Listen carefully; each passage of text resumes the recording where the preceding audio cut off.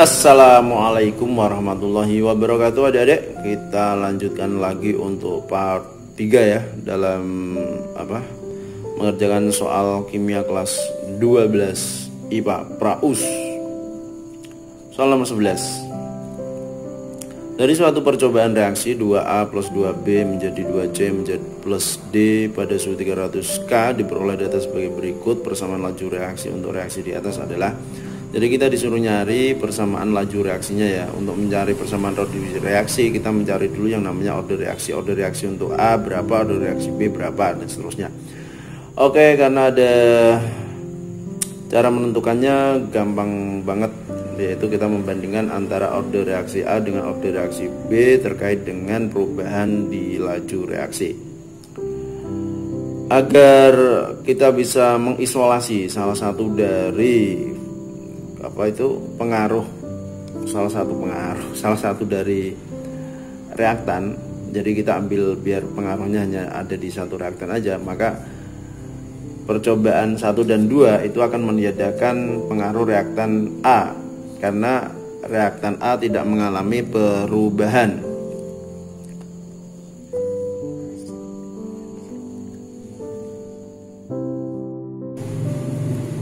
Sedangkan suhunya berbeda, 25 dengan 30, mengakibatkan waktu yang diperlukan untuk reaksi, kalau yang satu itu 20 sedangkan yang 4 adalah 3 detik. Berarti yang mempengaruhi adalah faktor suhu dan faktor zat yang mengalami reaksi.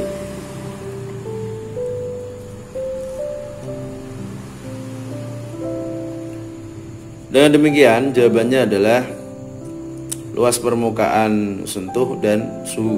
Berarti jawabannya C ya.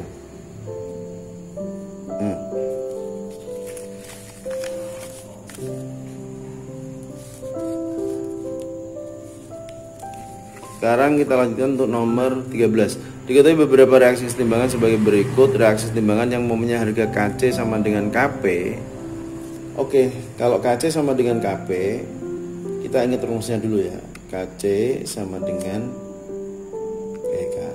Kp sama dengan Kc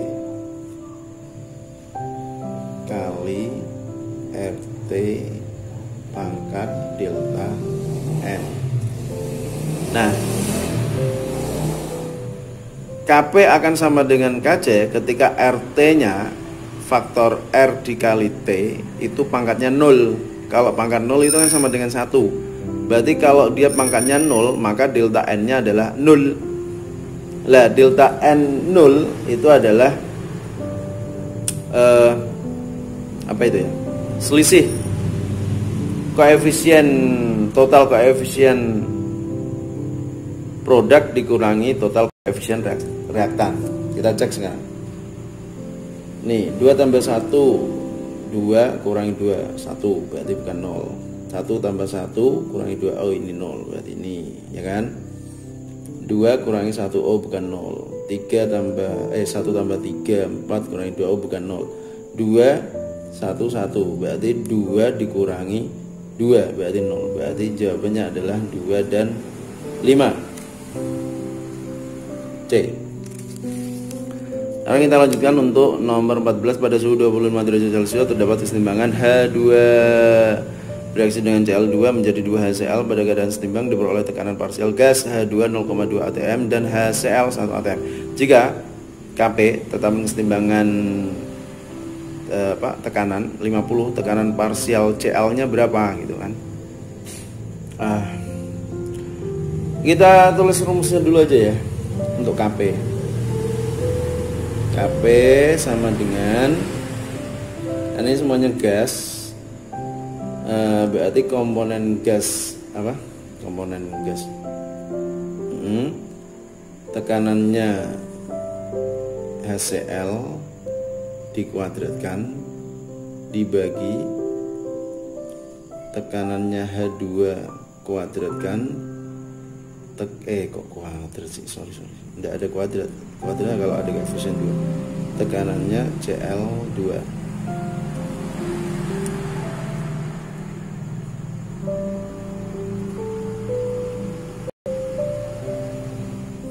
pakai kertas dulu aja ya. Nyari kertas, aduh, kertasnya mana? Aduh, ini agak panjang soalnya. Bukan soalnya nih, cara mengerjakannya, coret-coretannya biar lebih jelas, gitu kan? Oke, saya kasih ini ya.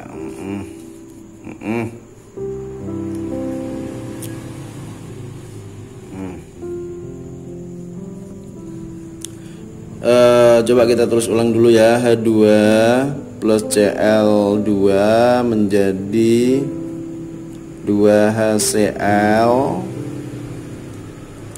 Terus pada keadaan setimbang diperoleh tekanan parsial gas H2 nya 02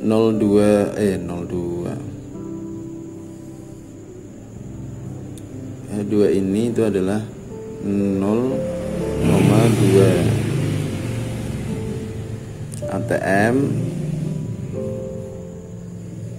sedangkan ini itu adalah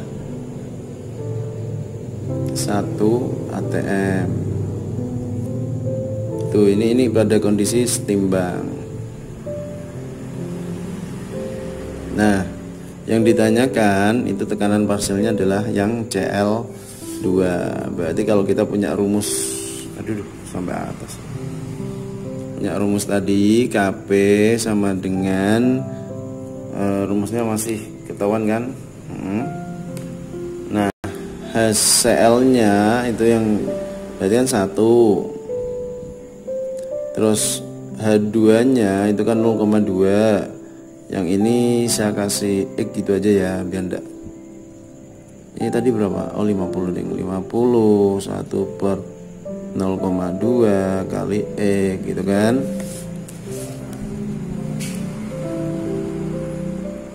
Berarti X sama dengan 1 dibagi 0,2 kali 50. Maksudnya 50 nya di bawah ya.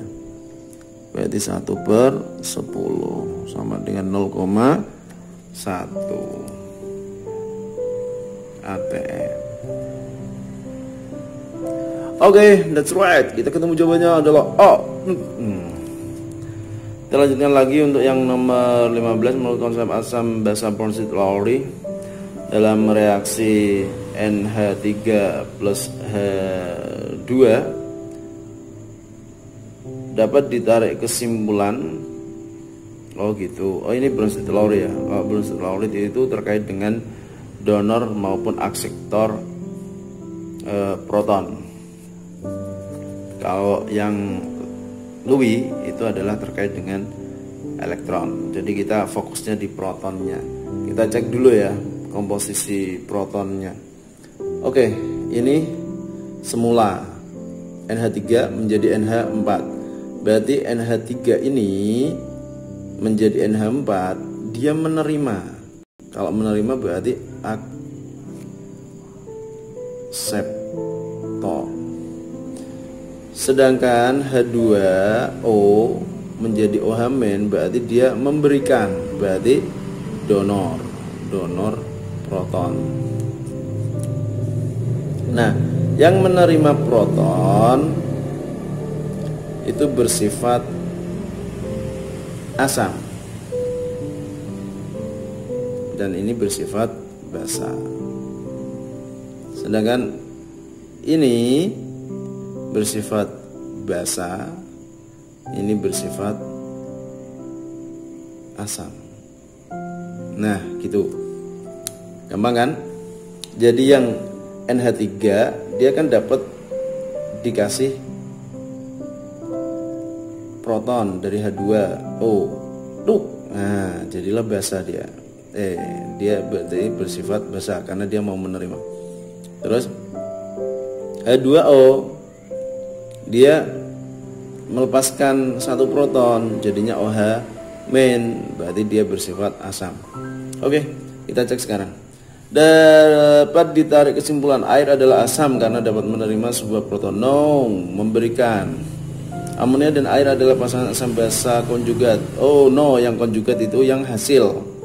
Yang sebelah sini itu namanya konjugat. NH3 adalah asam karena memberi sebuah proton. No, dia menerima ya. Nah, lanjut yang D. Coba yang D mana? NH3 dan OH adalah pasangan asam basa. Oh no. H2O dan OH men adalah pasangan asam basa konjugat. Oke, yang betul adalah yang D. 16. Perhatikan data uji beberapa air limbah berikut. Dari hasil pengujian maka pH air limbah 1 dan 2 berturut-turut adalah 1 dan 2 itu nih ya. Metil merah berwarna merah, kita lihat metil merah yang berwarna merah berarti dia proporsinya ada di 4,2 ke bawah, itu warnanya merah. Terus kalau limbah 2 berwarna kuning berarti 6,3 ke atas. Kita cek lagi, kita cek satu aja ya. Limbah pertama dulu merah, terus kuning, brom timol biru, itu kuning ke biru. Kuning berarti dia masih di bawahnya 5,0. Tak berwarna di bawahnya 8,3. Berarti acuan limbah yang pertama itu adalah ini, kurang dari 4,2. Ini adalah limbah pertama. Terus yang limbah kedua itu berwarna kuning, berarti di atasnya 6,3. Biru berarti di atasnya 7,6. Terus tak berwarna berarti di bawahnya 8,3. Berarti acuannya yang limbah kedua itu antara 8,3 dengan 7,6. Ini acuannya. Nah, batasnya maksudnya. Nah, kita cek sekarang jawabannya. Kurang dari limbah pertama berarti dia kurang dari 4,2. Yang kurang dari 4,2 ini kurang, kalau ini antara. Oh ya, ini berarti.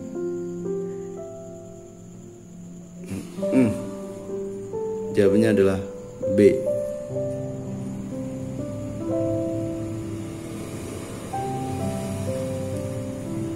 Nomor 17. Larutan penyangga berperan dalam menjaga kestabilan pH dalam cairan intrasel, ekstrasel, dan berbagai sistem lainnya, sistem dalam tubuh maksudnya. Berikut ini larutan penyangga. Pasangan spesies kimia yang dapat membentuk larutan penyangga adalah, maksudnya ini ilustrasinya tidak terhubung dengan pertanyaan ini ya, hanya sekedar informasi gitu aja. Yang penting gini, pasangan spesies kimia yang dapat membentuk larutan penyangga berarti syarat dari larutan penyangga itu adalah 1.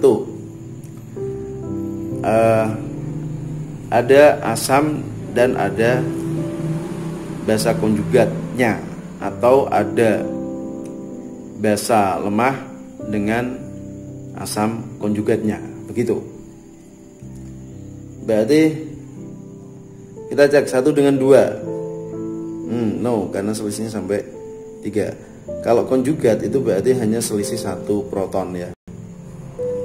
1 dan 4. 4 mana? Nih. Oh, jauh. 2 dan 3. 2 dengan 3 jauh. 3 dan 5. 3 dengan 5 jauh. 4 dengan 5 jauh.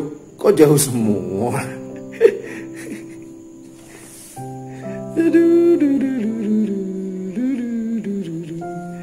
Aduh, udah ada jawaban coy.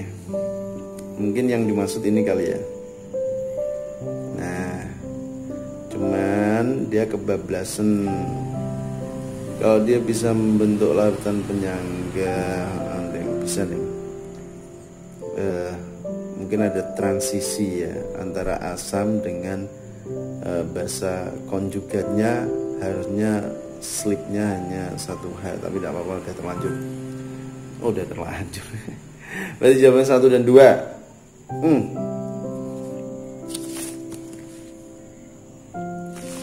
Oke, kita nantikan part setelahnya ya, yaitu nomor 18 di pertemuan berikutnya. Sekian dari saya. Assalamualaikum warahmatullahi wabarakatuh. tekan like, subscribe, share, dan lonceng notifikasi.